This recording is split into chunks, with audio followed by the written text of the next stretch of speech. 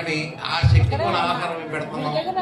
అదే భక్తి, అదే జపం, అదే మంత్రం, అదే భజన. అది మనం చేసినప్పుడు నాకు కూడా కడుపు నిండుంది, హాయిగా ఉంది, కొన్నాళ్ళు ఇక్కడే ఉందాం అంటే మనం కొన్నాళ్ళు ఎక్కుపోతుంది. కాబట్టి అది ధ్యానంగా పెంచుకోండి, మంత్రాన్ని జపించండి. స్వామీజీ గారు మంత్రం ఇస్తారు, నాకు కూడా మంత్రం ఇచ్చారు. నేను ఆ మంత్రాన్ని ఇప్పటికి కూడా నేను చదువుకుంటానే ఉన్నాను.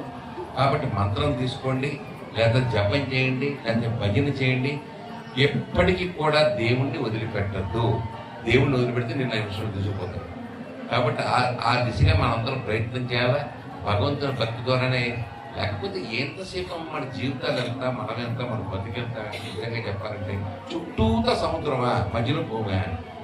సముద్రం ఎప్పుడు కూడా అలా వచ్చి ఆ తెప్ప అక్కడ దాకా వచ్చి వెనక్కి వెళ్ళిపోద్ది తప్ప భూమిని ముంచదు. ముంచాలనుకుంటే ఎంతసేపు సముద్రం ముంచాలనుకుంటే 1 నిమిషం పట్టదు. అది భగవంతుడు అంటే. సో ఆ దిశగా మనం ప్రయత్నం చేయాలి. ఇవాళ ముఖ్యంగా కలియుగంలో శ్రీ వెంకటేశ్వర స్వామిని మించిన దైవమే లేదు. ఆ శ్రీ వెంకటేశ్వర స్వామి యొక్క ఆశీస్సులు ఈ శనివారం కూడా మీ అందరితో పాల్గొంచిన అదృష్టం నాకు శ్రీధర్ స్వామీజీ గారు కలిగించారు. వారి పాదపద్మాలకు నమస్కరిస్తూ, మీ అందరికీ నమస్కరిస్తూ సెలవు. నమస్కారం. కూర్చోండి.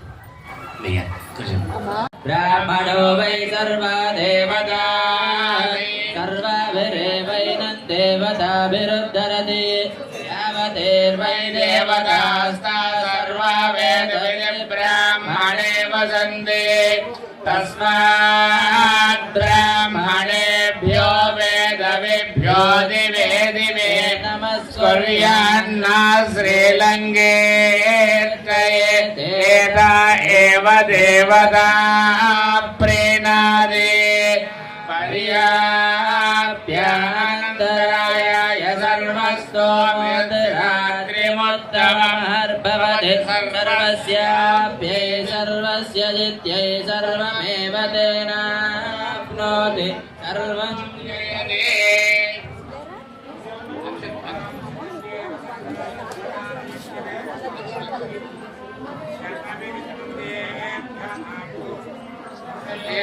वर्धयन्ति शतमेनमेव शतात्मानं भवति शतमनन्तं भवति शतमैश्वर्यं भवति शतमिति शतं दीर्घमायुः आयुर्दाग्ने हविषो जुषाणो घृतप्रतीको घृतयो निवेदि घृतं पीत्वा मधुचारुगव्यं पितेव पुत्रमभिगच्छता देवो